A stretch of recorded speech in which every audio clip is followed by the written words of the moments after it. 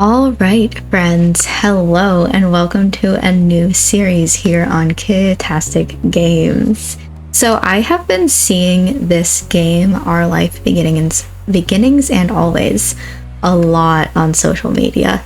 Social media thinks that I need to know about this game, and I figured I might as well try it out. Let's see what it's about, where it goes. I know practically nothing about this other than, I keep seeing it. Another thing that I wanted to say before we begin this episode in particular is that I'm currently out of town, so that's why my background is a little bit different than usual. We're probably going to spend a couple of episodes here, and then later we'll, move back to my usual setup, so if anything looks weird, sounds weird, etc. We're working with what we've got, but anyway, let's hop in and see what this game even is. I have no idea. So let's hit new file. Okay. Hi. There's a tutorial for this. Okay. There are various ways you can customize and interact with the game. This tutorial is an overview of how certain features work. Okay. The game is divided into 4 time periods called steps. Step 1 is childhood, step 2 adolescence, young adulthood, and then adulthood. There are also moments. Moments can be played in any order or skipped entirely. Okay, you can move on to the next step whenever you want by selecting that summer is ending. I feel like I'm gonna try to do like everything, but interesting. Steps 1 through 3 include 5 moments each, and even more can be unlocked by purchasing DLC. Step 4 is an epilogue and doesn't include moments, okay? A lot happens over the years that go by, especially in regard to the character you play as. You determine nearly everything about the main character. You can decide to change the details as time goes on, with a few exceptions. Your last name, skin tone, and eye color can't be altered. Makes sense. Much of the MC's basic traits are determined on a character creation screen. Okay. One of the decisions you'll get to make for your character is selecting a name. Resets. That's fun. Only the default name Jamie is included in the base game. Hundreds more can be added by getting a free voice name expansion DLC. Okay. How long is this tutorial? There's a cute doll you can decorate to get an idea of what your character looks like. Not all the things you decide about the MC appear on the doll. Okay, there's a first-person perspective. So your character doesn't appear next to other character sprites. You only see the MC as a decorative doll and in special cut-in CG images. Interesting, but okay.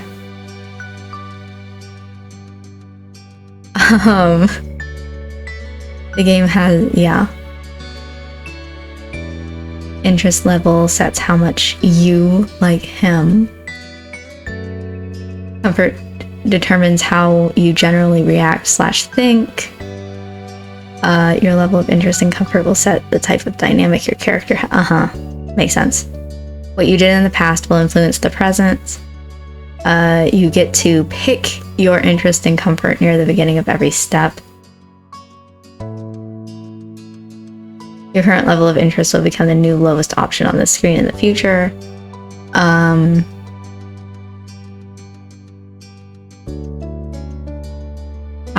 Okay, this is a lot. Interest level has an impact when it comes to... You get a...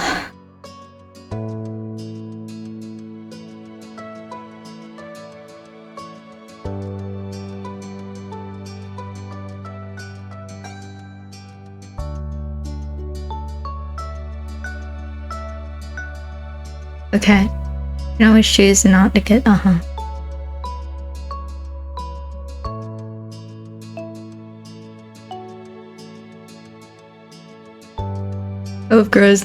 Cove grows and changes over the years. How he's treated and what he experiences help shape who he becomes. I do know a little bit about that, but I don't know exactly what that means. In step 2 and step 3, Cove's personality, appearance, and interest will vary based on what happened in the previous step. It's something of a mystery exactly how your decisions end up changing him. You can try to guess as you go along. Or if you prefer, you can also just design your own ideal goal. Okay. Making the choices you want is always more important than making a choice because you feel like you have to in order to get a certain result. Okay. When a choice does appear, usually you'll see that hovering the cursor over an option shows a certain color, yellow, blue, or green. They're tone-based. Okay. Blue is casual, straightforward, yellow is more emotive or reactive, and green, less certain / uncommitted. I don't know that I'm gonna remember that, but I'll try my best. There are hundreds of options in our life, and not every menu choice falls in line with that pattern. Switch between them freely, do whatever you want. None of them will lead to a bad ending. And then you could replay. Cool. Oh my goodness. That was a tutorial. So now we can create a character. Wow, okay. It's detailed. Let me go through this real fast, because this is what I consider to be the most boring part of video games. Give me a second. Okay, I think we have it all. There was a lot of stuff that you could do here. I just created myself to the best of my ability because I'm lame.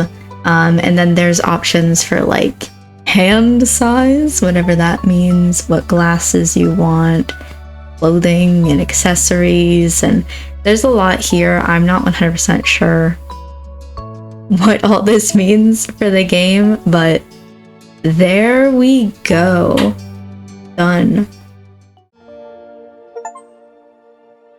Okay. And then I guess we begin the game. So, summer in Sunset Bird was a special time of year. Your usually sleepy town began to bustle. It was a popular tourist destination with people coming from all over to enjoy the beach, the weather, and the relaxation that came with both. The smell of the ocean, crisp and salty, hung in the air, bringing 3 whole months of school-less vacation with it. During the summer, your moms didn't like you to wander too far outside of your neighborhood, so you knew the area pretty well. That included the people. Families came and went from Sunset Bird, but they mostly stayed and did what your mom called putting down roots. They built businesses, they got to know each other, and they definitely said hello to the nice young kids who waved when passing their stores. That's cute.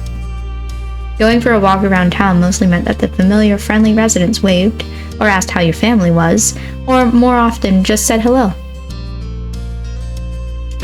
Okay, options. You didn't really get why they always had to say hi. They saw you every day, but you nodded back at them anyway. That feels like me.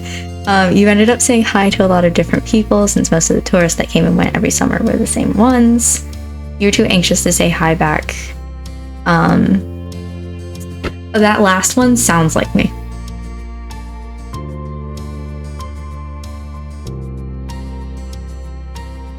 That last one's me.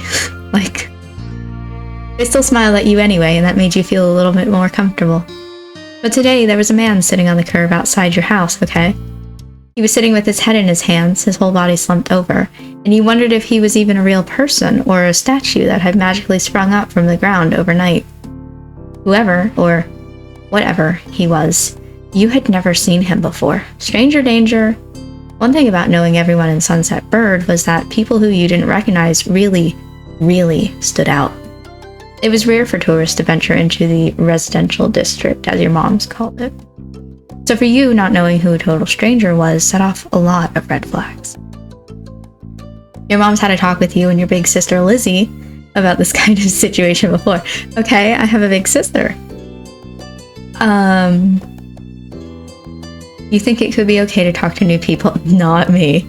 They mentioned that some people aren't good to talk to, but other types of people can help you even if you don't know them. You remember that it's okay to run away if you feel uncomfortable. You don't have to worry about being polite then. I'm gonna say the last one. I don't know. I'm like between these two, but oh, and I see the the colors now. I wasn't paying attention before. But again, you weren't sure about this man yet. there's more. Still, you felt a bit scared knowing that he was blocking the way to your front door. Definitely. You were pretty interested. You wanted to know more about what was going on. Whether he was nice or not, you didn't want to be bothered. I'm a little bit scared knowing that he was blocking the way to the front door. I lived there, you freak. You slowed down, your mind racing for ideas on how to get past him unseen, but it was too late to escape. Oh no. There was a split second where your eyes met and you took in a shaky breath, your eyes darting to the sky, pretending to stare at a bird who was hovering nearby. Hey. His voice startled you and made you jump, but you still didn't look at him. Yeah. The bird landed on top of a nearby gatepost, and its black feathers ruffled against their gentle breeze. Trying to keep your eyes on it was tough, especially when the man stood up and tried to make his way towards you. You folded your arms and stared. Sounds like me. You offered the stranger a smile. No, your whole body was frozen. Oh my god. 1 and 3 are too similar to me. They both sound like they're kind of the same thing. Well, I guess this one is like I stared at him, and this is... I definitely freeze. Hey. Do you live around here? What's your name? You looked the man up and down, taking in his tanned skin and relaxed appearance. At least his clothes were relaxed. The way he was acting wasn't, okay? He had sharks on his shorts and a stingray tattoo, I see that. And you wondered if he was obsessed with the ocean or something. While you made your assessment, he looked at you expectantly, waiting for an answer to his question. I'm gonna say nothing. I'm gonna say nothing. If you do, he rubbed the back of his neck uncomfortably, giving you a small smile.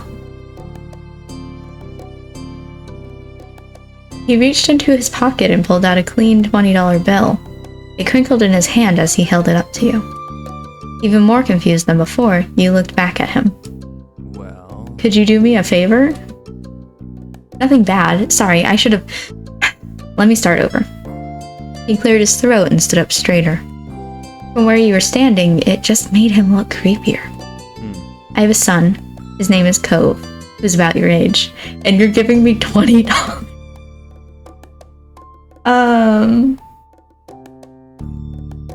That seems like a strange name for an actual living person. But definitely the kind of name someone like this guy would give their kid. We moved in across the street, see? He gestured toward the house that had been empty for a year, his watch catching in the late afternoon sunlight and reflecting off the walls. The gigantic for sale sign was finally gone. You must be Kit, right? I met your moms earlier and they told me you were 8, just like him, so... He shook the $20 bill to bring it back to your attention, a hopeful smile tilting his lips at the corners. Can you try to be friends with the boy? For $20 seems really weird. And I don't like that, but just give it a chance and you can keep this. He's a good kid. You'll like him. But you gotta keep it a secret too, okay? It wouldn't be friendly to say his dad sent you. No, all 3 simultaneously. You eyed the man, you felt kind of sorry for Cove. What a loser. And did other kids really get their parents to pay for friendships? I doubt it.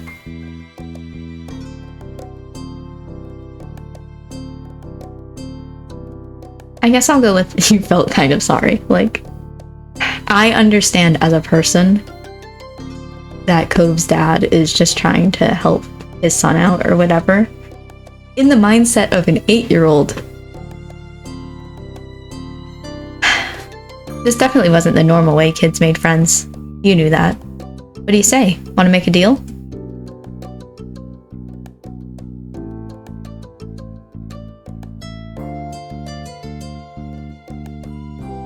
Yeah, I guess I'm getting $20. Like, I'm thinking about it. Yeah, I guess I'm getting $20. You carefully plucked the bill from his outstretched hand, grinning at the thoughts of what you could do with that much cash. All the sweets you could ever want. I'm not really a sweets person. You could buy a ticket for the newest movie at the cinema. There's a cute stuffed animal you had seen. It cost a few dollars. It cost a few dollars to set up a library card, but this you could pay for yourself instead of having your moms do it. I don't live in a place where it costs money to get library cards, but that's me. You enjoyed reading a lot of different books. You could even get every one you liked now. And that was just a start, you thought. The sky was the limit with that kind of amount. The man smiled at you, his eyes crinkling at the sides as he did. Great. That's great. I'll bring him by tomorrow. I wanted him to meet and greet with the neighbors today, but... well, I don't know where he's gotten off to. He laughed when he said that, but with the way his face looked, you thought he actually wanted to cry. If you see him, can you tell him to come on home? He's got a pink cast and glass. Okay. He broke a bone, and he's wearing glasses. You can't miss it. Okay. This definitely wasn't the normal way kids made friends. You knew that, but you were still going to help. The man smiled and reached out to pat you on the head, paused before doing so, then pulled his hand away instead. Thank you. Your moms are already checking around for me. Such a thoughtful group you are. Now I better go look too. Can't put everyone else to work while I keep sitting here. I thought he might come back and... that's not what's important. I have to go. Thanks again, so much. He jogged off to the street without another word. You decided to check the hills behind your house. Okay. Step 1. The first sight. The chirping of crickets in the tall grass greeted you, quiet and familiar. From the top of the hill you could see the ocean. As you walked, you listened to the crash of the waves on the shore and the seagulls squawking as they settled down for the night. You've always loved the ocean. It was so much fun. You loved to hear stories about the sea, about merfolk and sea serpents. You didn't enjoy the beach all that much, especially the sand, which got absolutely everywhere. As an adult, this is me, but as a kid, I liked going to the beach, so... well, I liked boating. But kind of the same thing. Sometimes Lizzie would join you, and the two of you splashing each other in the waves. Those were the best days. I read that a little wrong, but... you took in a deep breath. You wanted to try to relax, and couldn't. You weren't sure what, but something told you that you weren't alone, so you glanced around. There was a boy sitting at the top of one hill, almost completely. He blinked. I wasn't expecting him to blink. Almost completely hidden within the long grass and white flowers surrounding him. His head was buried in his knees, staring ahead by himself. For whatever reason, probably just that he wasn't paying attention, he hadn't noticed you yet. You watched him a minute longer, feeling a little bit like you'd found a deer in the wild. Though deer didn't have all of those. Green hair, wavy eyebrow. The wavy eyebrows are weird. Seeing art for this game, I'm like, okay, the wavy eyebrows are a weird character decision. Huge glasses, pink casts, and saffron. A deer could have a pink cast. Let's be real.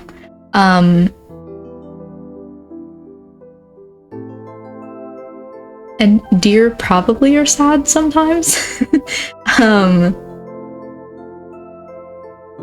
Go with green hair, I don't know. But this new boy did. You watched as it fluttered softly around his face in the breeze.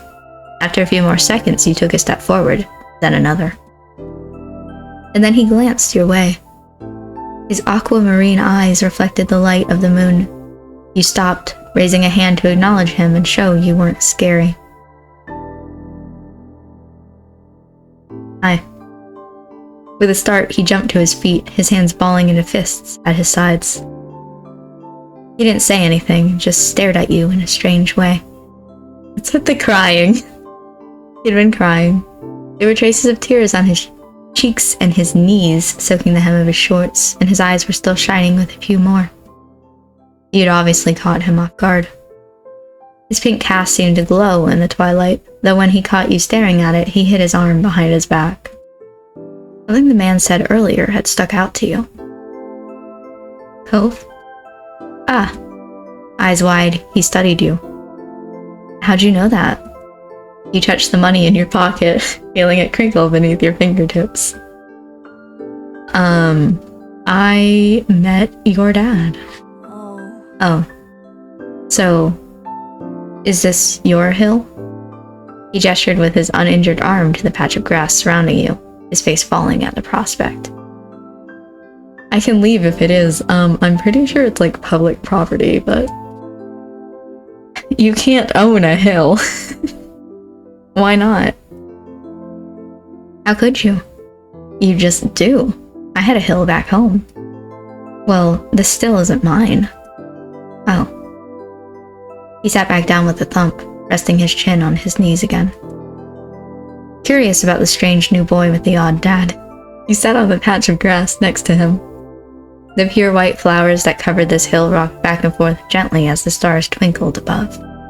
The way they dotted the sky made them seem like flowers, too. The night wind was cool as it traveled over the ocean and up the hill, chasing away the heat from the afternoon sun. Why are you here? A quiet hiccup escaped Cove as soon as you asked the question. Almost like they'd never stopped, his tears started up again with a vengeance. My parents.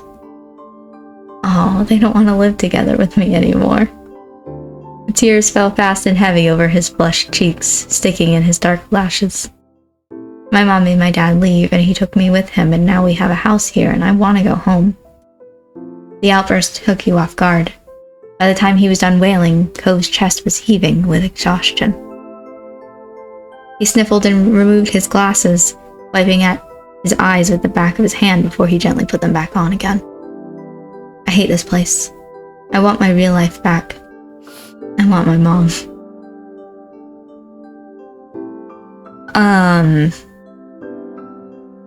I'm sorry?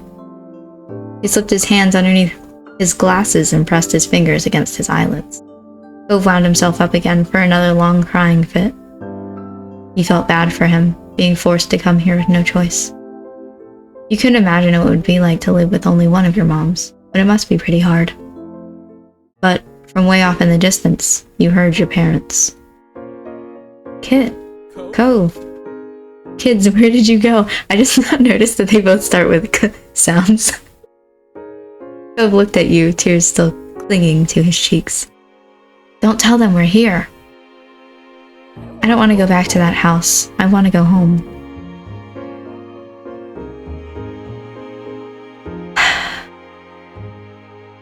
I don't know whether you have to go means you have to go like to your house here or you have to go to your old house, and I don't want to say that. It will be okay. You were struck by a sudden need to reassure Cove. It's not gonna be all fun, but isn't he your family too? Yeah, I guess. Then you can count on him when you really, really need him. You shot him a grin and pushed yourself to your feet.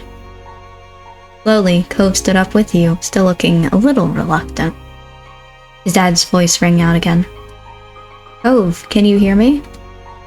He looked towards the sound of his dad's voice, silent, then turned away while rubbing his not-bandaged arm. Sorry. I still don't want to go. I thought I heard something.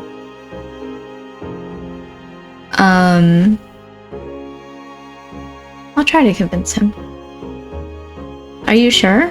You'd have to stay outside the whole night and sleep on the wet grass. Before Cove could say anything else, you heard his dad's voice again, even closer than before. There you are, bud. The trio of parents appeared over the curve of the hill. Instantly, all their eyes landed on you, and they rushed over. Okay, interesting.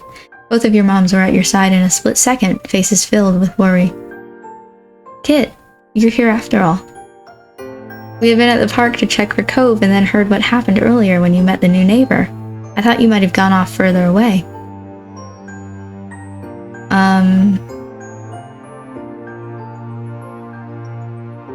I'm between, we were just sitting in the grass and Cove didn't want to go home just yet. I guess Cove didn't want to go home. It's kind of throwing him under the bus, but... Mommy gave Cove a small smile, then she turned back to you. Thank God you're both fine. Were you two having fun out here? I wouldn't say that, but okay. He looked over at Cove, who was wiggling against his dad's tight hug and pushing at his arms. That last option, wow. I'll shrug. He's new here. It was okay. Finally letting go of his swarming, scowling son, Cove's dad turned to the three of you. Thanks very much for finding him. I really don't know this neighborhood. Good thing Kit knows this whole area so well. Absolutely. We should be getting home now. It's been a long day for us all. Say goodbye, Cove. Bye. The two of them walked off into the darkness, heading towards the neighborhood. You watched Cove's bright pink cast until it disappeared. Tell you what, we'll have a proper play date tomorrow, okay? Oh boy. Your new friend's dad wanted to bring him by to see you and Lizzie. How does that sound? Sounds like words. No, probably. Sure. Both your moms laughed, the sounds overlapping into a warm, familiar chorus. Mommy put her arm around your shoulder and led you towards the path.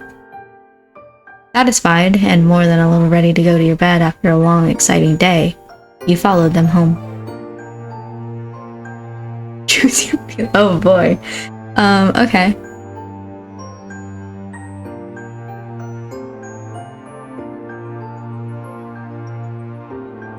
Oh boy. I think interest is at indifferent. And comfort...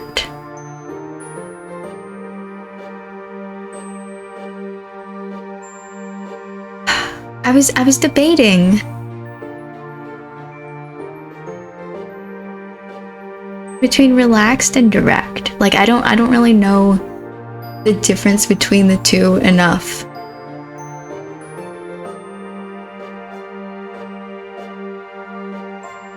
I guess direct. Okay, it changes. Your face. Okay, I'll say direct. Begin step 1 at direct indifference. Yeah, I don't really know what it means. Okay. Early the next morning, you were poking at your food, eating it slowly. Your sister Lizzie had run out earlier to go play, but you'd stayed put. Today, just like your moms had promised, Cove was coming over to hang out. And Lizzie doesn't have to hang out with him? Excited to see your new friend again? We're not friends, really. Okay. With that said, are you done with your friend? Anyway, changing the subject.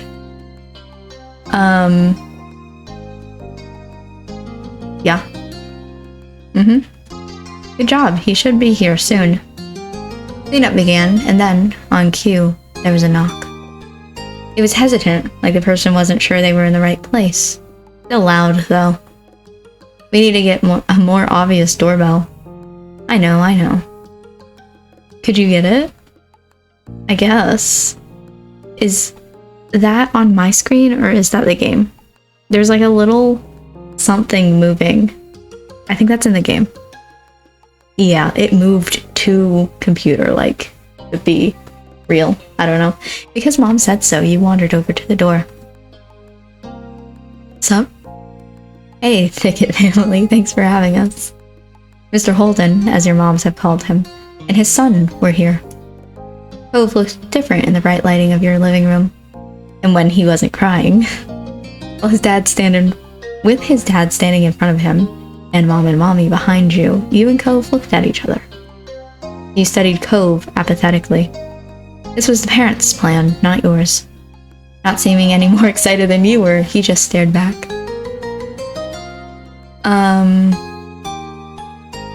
Okay, well, no matter what, there is a bracelet on my wrist. So the interesting thing with this decision is that I do often play with the jewelry that I'm wearing. I don't often wear anything on my wrists. It's usually like a necklace. But I did, when I was a kid, wear like a lot, like to down here, like at least 15 bracelets on each hand. So Which one of these would I wear the most? Probably just like a bed? I don't know. Do you want to go play in your room, Kit? Sure. I've got some cool stuff. Come look. Okay. Let us know if you need anything, you two. Okay. Have fun, kids. See you later, son. Play nice. You let him cheer. This is okay. I like the bed. That was the first thing that I saw, and I was like, okay. You led him to your room, puffing out your chest a little bit at the sight of your treasures. There were lots of stuffed animals, a cool bed, and a window to look out. It was a great room. You hadn't had anyone to show it to in a while, but you were really proud of it. You leaned a little closer to one of your drawings on the wall. I like this. Thanks. You're welcome. You smiled at him. You were proud of that particular piece of art, and you were glad he noticed it. He turned to look around the room a little more, studying the books on your desk and the pictures on the walls.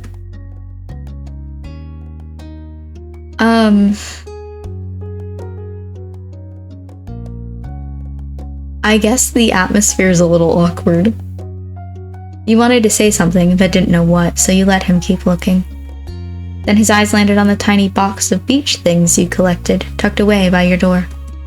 He took a step towards it before hesitating and pointing at it instead. What's that? A hoard of stuff I found on the beach. Do you have any driftwood in there? That's really specific.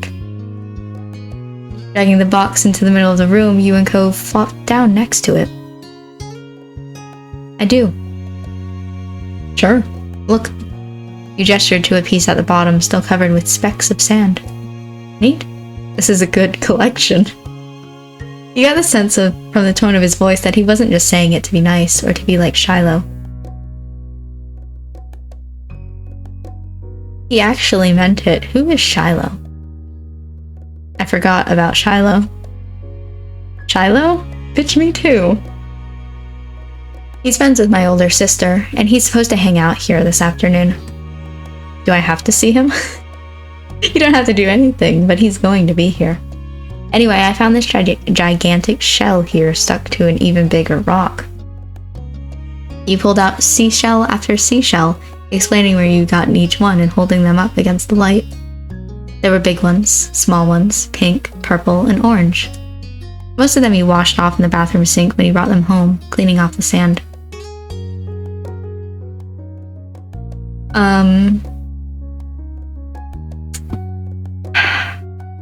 This is gonna be so lame, but I'm definitely that kind of person who knew their scientific name.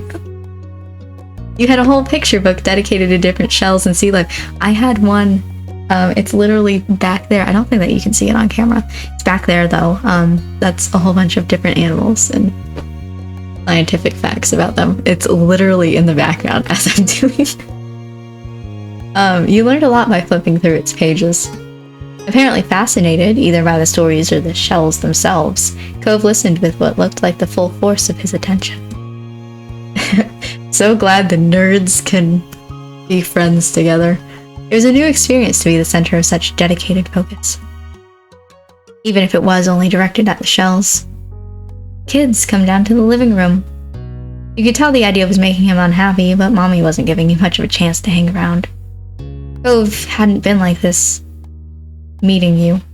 I had to read that again. Cove hadn't been like this meeting you. You guessed it was because he thinks you found each other by accident, not that a parent made it happen. Mr. Holden must be right that telling Cove his dad was part of that would be a bad idea. Before you knew it, you'd both been escorted downstairs and deposited in the living room, ready for Shiloh's visit. Huzzah! The two of you sat side by side on the floor of your home's entryway. I brought the box of shells. I want to keep looking at them. Yeah? Go for it. Bust it open. Let's get into this. We can keep looking while we wait for Shiloh. Cove reached in and pulled out a big orange shell. Oh. Like he hadn't spoken aloud yet, he turned to you and held it up, his eyes shining. I think this one's the best of them.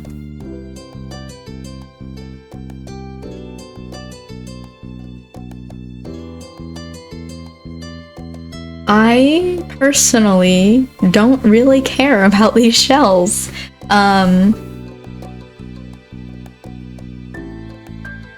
I don't think I would have said this as a kid, but like I said, you can take it. I don't care. Was that bad? What's that face for? Cove looked at you in surprise, his eyes going wide. Really? Sure, you like it a lot, right? Uh-huh. But I don't want to take it from you. It's okay. You got the impression he was hesitant to accept something because he didn't know you very well. Understandable. I'll keep it then. Okay. You didn't want to pressure Cove too much. It was supposed to make him happy, not nervous. Plus, Cove was your neighbor now, so maybe you could give it to him another time. The two of you were still sitting on the floor looking through your collection of beach findings when the doorbell finally rang. Cove jumped, startled by the sound. Since the person hadn't knocked, he figured it was probably Shiloh. He knew where to look for that. Lizzie's friend? You nodded, but that didn't seem to make Cove feel better. It was already obvious that Cove didn't hide his feelings well. You could tell what he was thinking right away. This isn't a good idea. It's just Shiloh. Where would you even go? He's at our only door, and if you go upstairs, he'll find you. Cove glanced around the room, his eyes wide, and finally paused with his gaze locked on to the back of the house. I can go out the window. He was already walking towards it. Scrambling to think of something to say, you stepped forward, then paused. You want to break your other arm? Damn.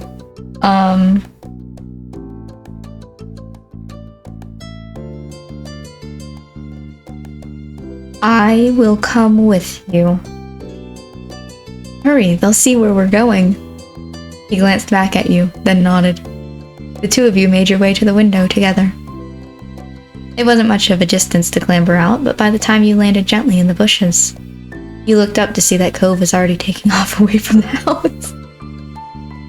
Damn, what are you running for?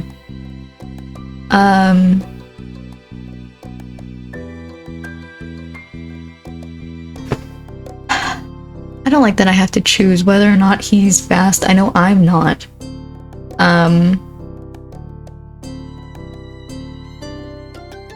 At that speed, you weren't sure if you could go fast enough to reach. I feel like a lot of kids were faster than I was. Hey, wait up. You ran as fast as your legs would take you, grass whipping around your ankles as you did so. Cautiously, Cove slowed to a halt and looked back at you. I wasn't sure if he would. That's nice. Where are you going? I don't know. Somewhere else. I just don't want to see. Kit! You looked back and saw Shiloh huffing down the hill after you, the backpack he clutched bouncing all around along the way. What are you doing? Can I come? He must have seen you leaving out the window and followed behind. Okay. The tiniest Shiloh next to the biggest Cove is a little bit weird, but okay. Oh, hi. Are you Cove? Yeah. I'm Shiloh. Okay. Yep. Are we going back, or are we gonna play outside? Shiloh's eyes moved between you and Cove, and the smile remained strong on his face. You got a tiny frown from Cove in response. You were just grateful he hadn't asked why you had been running away. Inside, we left the box on the floor. My stuff! We need to get it before someone steps on it. Okay. With Shiloh trailing behind, you and Cove headed back towards the house. The plan for the afternoon, at least as far as you were concerned, was to sit and look at the beach things some more. You weren't really in the mood to do much of anything else. This is a scallop shell I found last week. I kept it because it looks neat. Pretty color, kinda like my cast. The beautiful glittering pink did look a little bit like the wrap around his arm. Pink is a nice color. Okay. Completely awkward, I love it. Is it your favorite? Not really. What is? Maybe green, blue, might be yellow. Oh, those are all cool. I guess.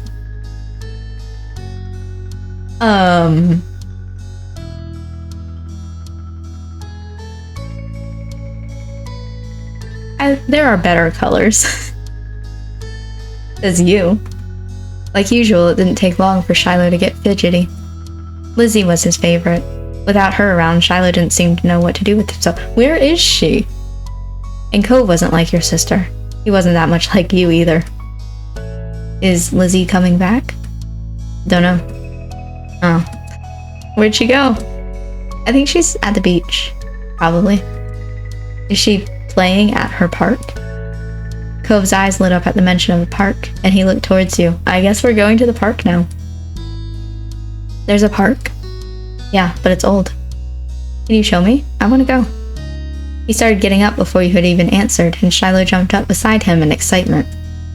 Really? You do too, right, Kit? The park is fun. I don't really like parks, but... Sure. Yeah, it's right by the beach, so there's lots of fun stuff to do, and lots of sand.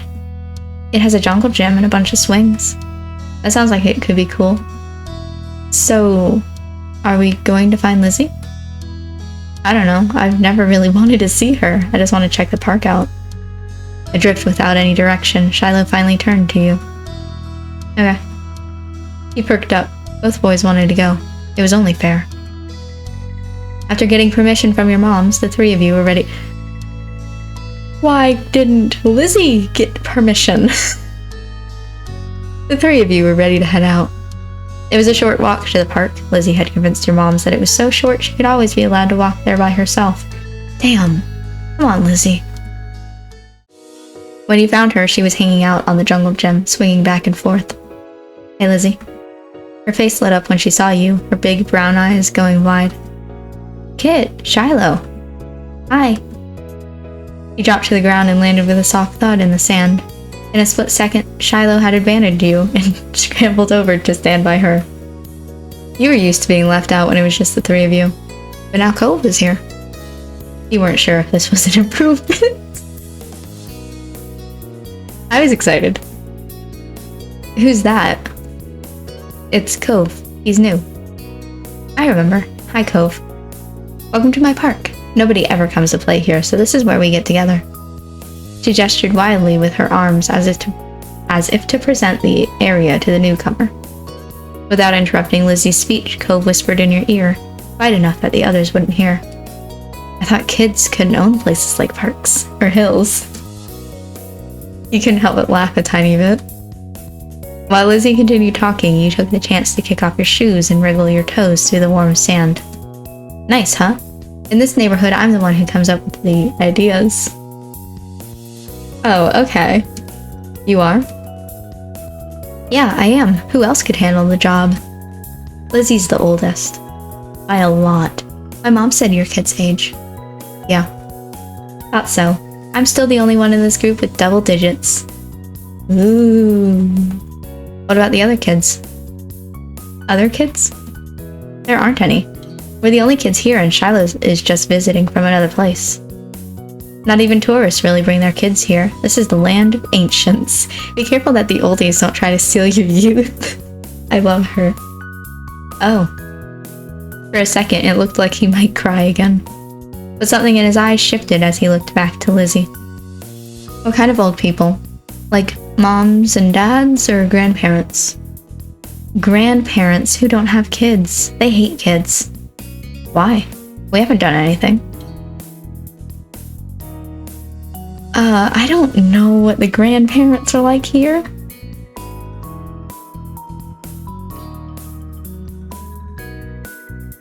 Only some of them don't like it. I don't think that every old person wouldn't like kids.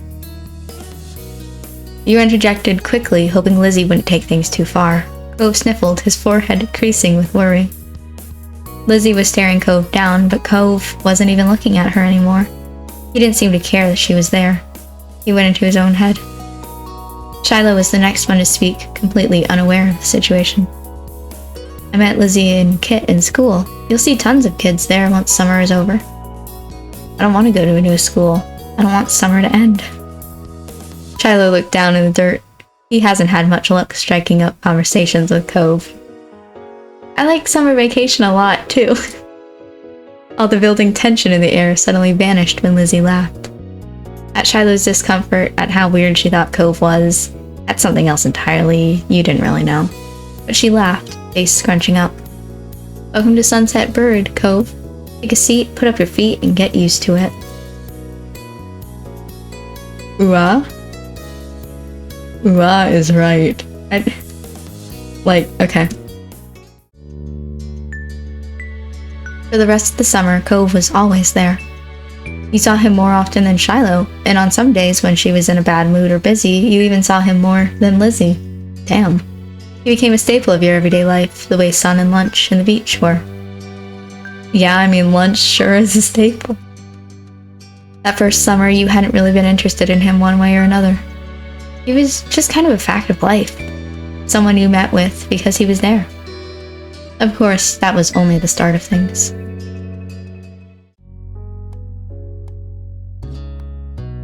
Oh. Okay.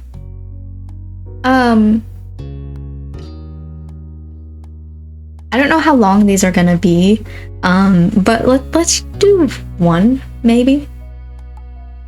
Just to see how it goes. Let's go shopping.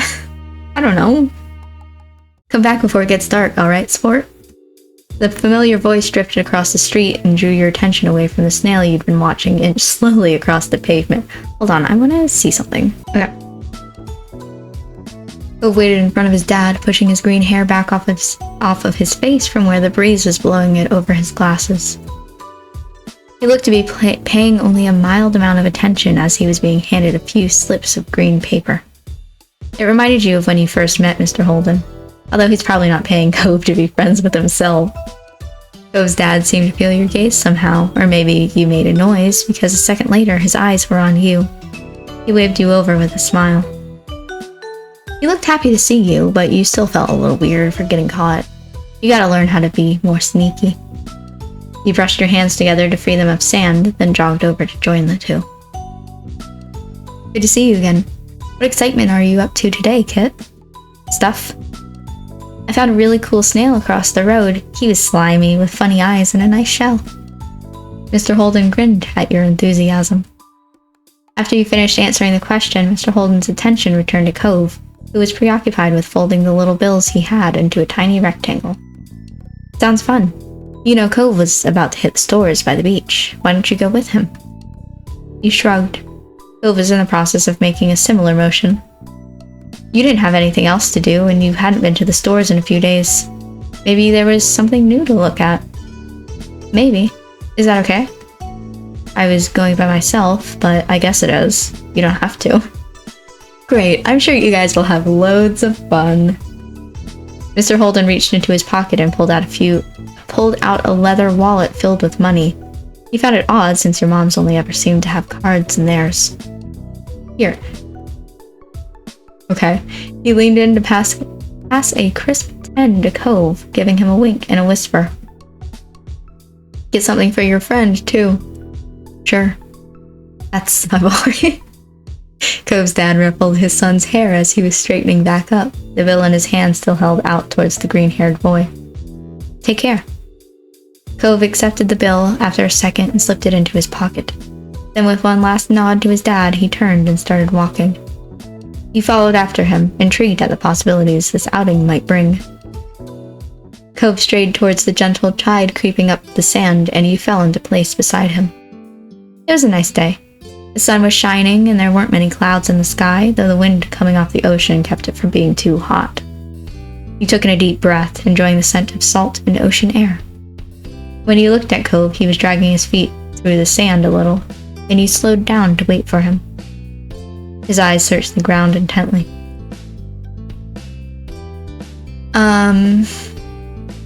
Are you looking for shells? That was my first thought, so. Cove startled a little at the sound of your voice and mumbled a sort of. If you see any, you can let me know. You could manage that. You dropped your view to the sand, walking carefully so you didn't step on any. You were good at finding shells. You had a lot of them at home and always found new ones whenever you visited the beach. The comforting sound of the waves filled the silence with a pleasant white noise. You played a little game with yourself as you walked along, getting as close to the water as possible without getting wet. It resulted in you having to run up the sand quickly when a wave rushed in more than a few times, although Cove threw a few glances your way, he didn't say a word.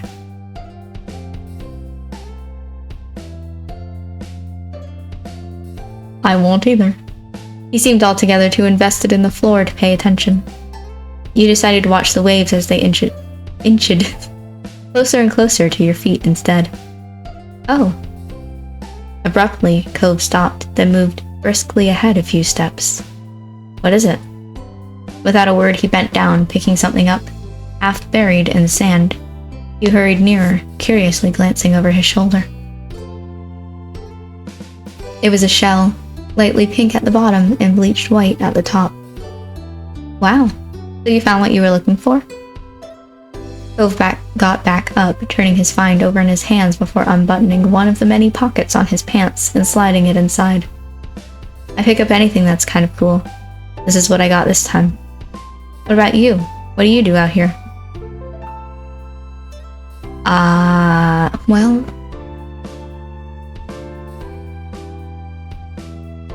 I like to build sandcastles.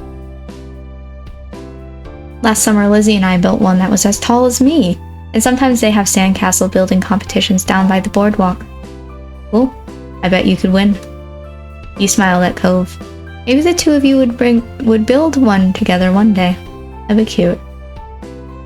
Once you reached the shopping area, the noise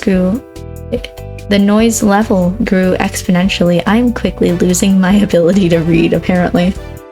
No longer just waves and footsteps, but the chatter of people enjoying the lovely summer day, the call of birds trying to find bits of food left behind, and a lot of salespeople trying to get attention. You sniffed the air as you walked beside Cove. You could still smell the ocean, but there were other scents now too. Pizza, pretzels, hot donuts. Nice. The energy surrounding the area seemed to fill you, and there was a bounce in your step as you began looking at all the familiar sights. There were so many things to do, you didn't know where to begin. You looked at Cove, hoping he was just as excited as you were. Cove was glancing from one side of the street to the other with a look in his aquamarine eyes that you couldn't quite work out. What's that? Cove pointed to a large crowd of people gathered near a few tables with large, colorful umbrellas blooming from their middles. You couldn't see past the adults who were blocking the way, but you knew there must be something worth seeing. Without a word, the two of you hurried over to see what all the commotion was about. Feast your eyes on the amazing Alexander. In the center of the crowd was a man with a tall hat and a funny green coat that had 3 long tails. There was a little table next to him with a cloth hanging over it that read, "The Amazing Alexander," in glittery golden script. Why tell people his name if it's already on a sign? Cove hummed with understanding, then turned to walk away just as the amazing Alexander began shuffling a deck of cards. I want to see the show. Cove glanced back at the man. He then briefly lifted his arms up off his sides before returning them to place. That's a big shrug. Okay. He may not be impressed, but at least he didn't ditch you. You grinned, waving for him to follow you as you raced back to stand in the crowd. With that, it began. The magic man pulled one card out of the deck, showing it to curious onlookers. It was a 4 of diamonds. Watch closely. You did, squeezing through a few of the adult onlookers to get a better view. Suddenly, the man snapped his fingers and the card just disappeared. Whoa. The amazing Alexander, who had earned his title, turned his head and looked directly at you. Uh-oh. He reached out with a kind smile. What's this behind your ear? No, I'm not about that. It wasn't enough to deter him, great. The crowd of people gathered behind you made it impossible to move any further. He smelled like popcorn and candy when he stepped closer, and he swallowed anxiously. You felt a tug, then he pulled the 4 of diamonds out from behind your ear. What? You knew that it couldn't really have come out of your ear, but you still didn't know how he'd done it. There was a light applause from the crowd, and the man gave a deep bow. This is for you. The 4 of diamonds? The magician plucked a pair of balloons from a clump of them tied down to his table. Both were in the shape of a dolphin instead of being a normal circle. That's cool. And one for your friend, too. Thank you for being my assistant. Wow. Now you were really grateful he chose you. After that, he went to someone else in the crowd. Pick a card, any card. My uncle does that every time he visits. Not the balloons, the stuff with cards. Cove spoke plainly while reaching over to take the dolphin that had been designated for him. You wondered if Cove's whole family was matching?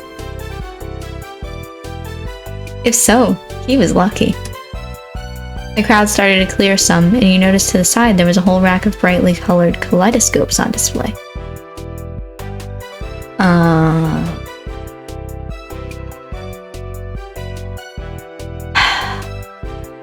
Not gonna lie, none of those look interesting.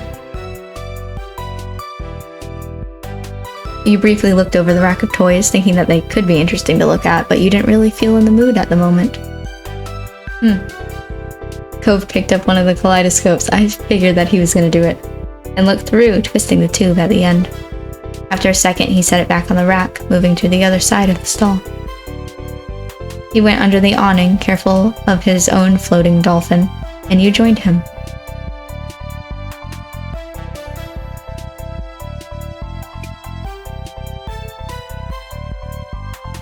I'll say nothing, I don't know.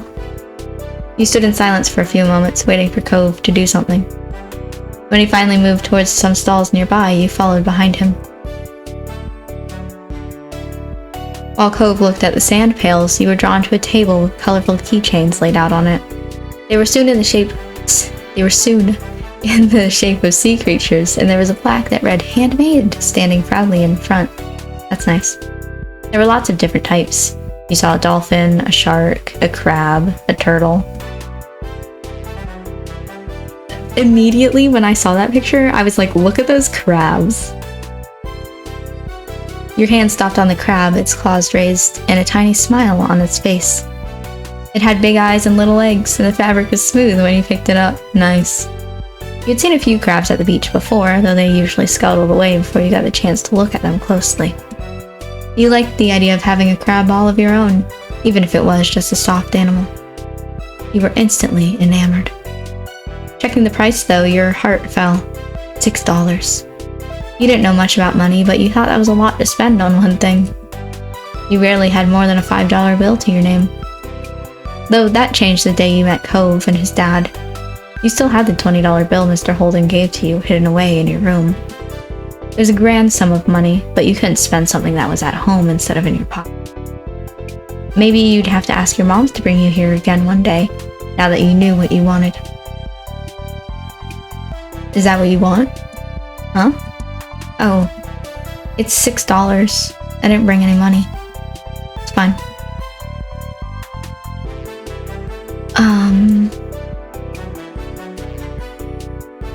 Are you sure?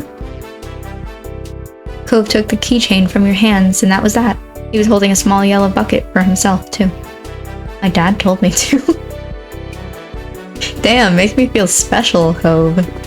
You beamed, excited at the idea of displaying the keychain somewhere in your room. It was nice of Cove's dad to let Cove buy something for you, too. You had to remember to thank him next time you saw him. After Cove paid, the two of you stepped out of the store side by side, your balloon dolphins knocking together and spiraling around in the air. You watched Cove hold up his new pail to his face, examining it thoroughly. Hey, Cove. Yeah?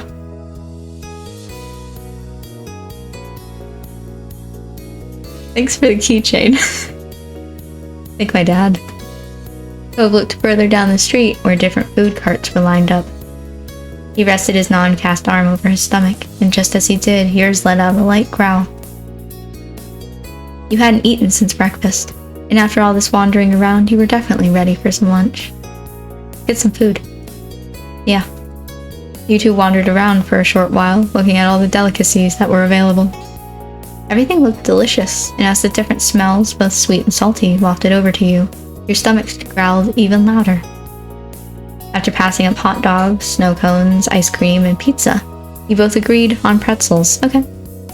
Cove got something sweet and cinnamony, and you...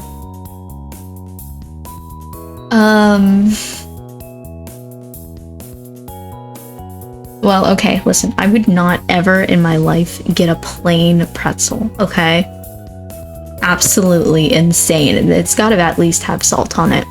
Cheese? I don't like cheese.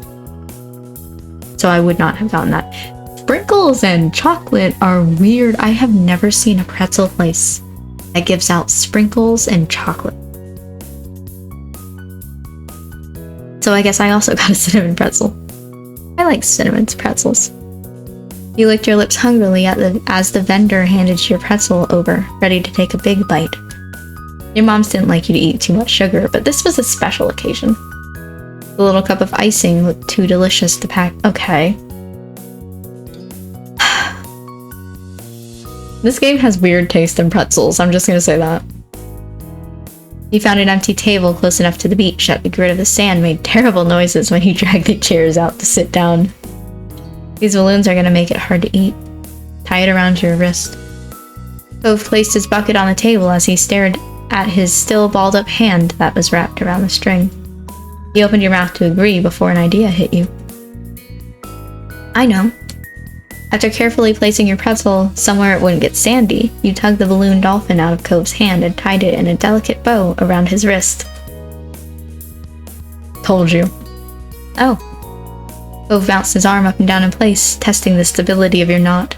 After watching his balloon jostle around but remain attached, he smiled, satisfied. There, now do mine. I have a feeling he's not going to be as good at making a knot. He repeated the ritual. Cove struggled somewhat with the cast restricting his finger. That is true, he also has a cast. I forgot about that. On one hand, and a string already tangled around the other. Got it. The two of you spent a moment admiring your handiwork, both hands now free to allow easy munching on your pretzels. You bit into the doughy treat, savoring the taste on your tongue with a smile as you looked over the ocean. After a time, you finished your pretzel. You were done before Cove. It was boring not having anything to do. That is fake, me being done eating before anybody else, but continue. You pulled on the string of your balloon to bring it down to your level. Then you held a dolphin in your hands, manipulating it to make it look like it was jumping through the air. If you turned to face towards the beach, it almost looked like it was swimming in the waves like a real dolphin. A laugh came from your side. When you glanced back at Cove, he had left the remaining part of his pretzel on the wrapper, and he was gripping his dolphin too. Oh, they're just a regular dolphin. I like the name Splash.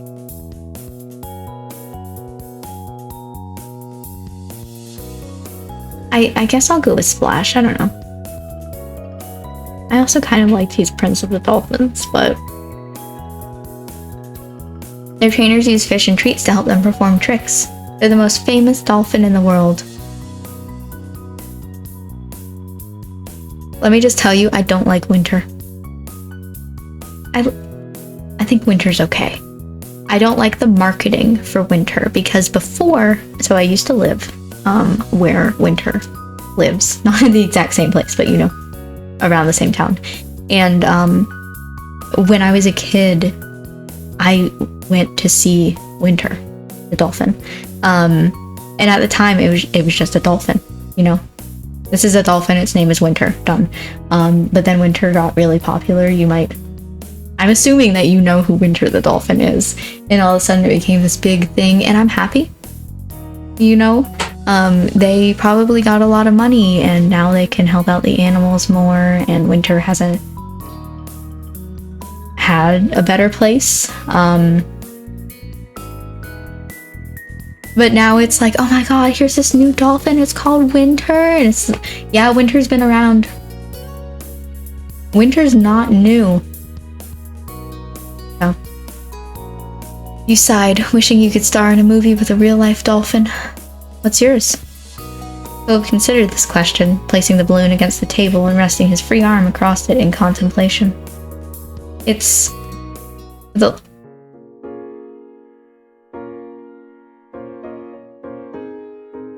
With a loud pop, the dolphin exploded into ribbons.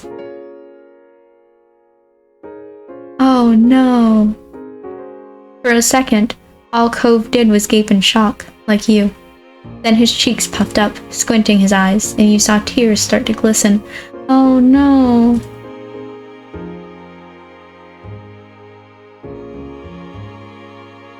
Yeah, full on, you can have mine. You can have Splash. You could have my balloon instead, if you want it. Cove looked over at you. I forgot that he doesn't like getting gifts from strangers. I don't want yours. Understandable. You felt bad for Cove, but you were secretly glad. You really liked the little dolphin and weren't too eager to give it up. Cove spent the rest of the outing sniffling and didn't say much else. Aww. The passing of Cove's balloon was the last major event of your adventure. In the end, the two of you headed back late that afternoon. You separated on the beach, and while Cove went straight home with his brand new sand pail in hand, you decided to sit for a while. You watched the waves and the sunset, fiddling with your new keychain. Another summer day was drawing to a close. It had been nice for the most part. Hopefully there wouldn't be any tears next time.